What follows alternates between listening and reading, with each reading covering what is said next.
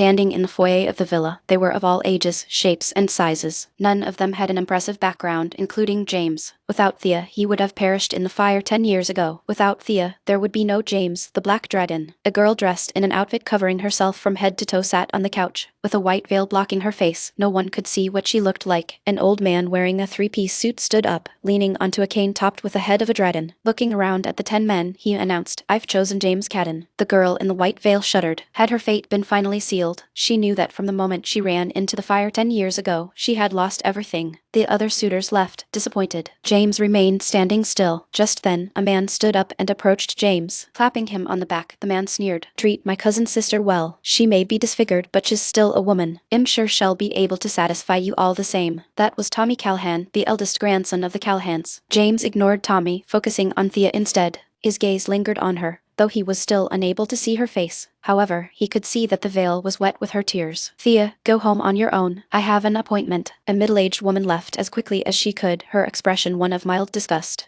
The woman was Thea's mother, Gladys Hill. Gladys was thoroughly disappointed in her daughter. All the other girls in the family had married well, but her own daughter had to marry a man plucked from the streets. "Dad, I'm going to the office." Thea's father, Benjamin, ignored his daughter. He left after greeting his father perfunctorily. The remaining Callahans stared at James openly, mocking expressions on their faces. He was tall, strong, and able-bodied, yet he was willing to marry Thea, and into the Callahan family. Thea was the laughingstock of all of Kensington, for crying out loud. James approached Thea and extended his arm, looking at her. Thea, crying silently on the couch, was stunned. "From now on, I'll protect you. Come with me and you'll have the entire world in the palm of your hands. I'll make you the happiest woman on earth." His voice was strong and unwavering. At that moment, she forgot about the mocking faces of her family. All she saw was the man in front of her, tall and powerful, yet gentle. James took her hand and pulled her up. Softly, he said, "Let's go." Hand in hand, they left the villa. A multi-purpose vehicle without a license plate was waiting outside the villa, accompanied by 2 men in black suits. James led a stunned Thea over. The men started to say, James waved his hand, cutting them off. "Take me to the House of Royals. I have to attend to my wife's injuries." James was not just the legendary dragon general of the Southern Plains. He was a skilled doctor too. Treating Thea's scars would be an easy feat. The House of Royals occupied about 20,000 square meters, and it was the most luxurious villa in all of Kensington. It had everything from a garden, a swimming pool, and a golf course. Thea sat on the soft couch of the foyer, looking around at the villa in disbelief.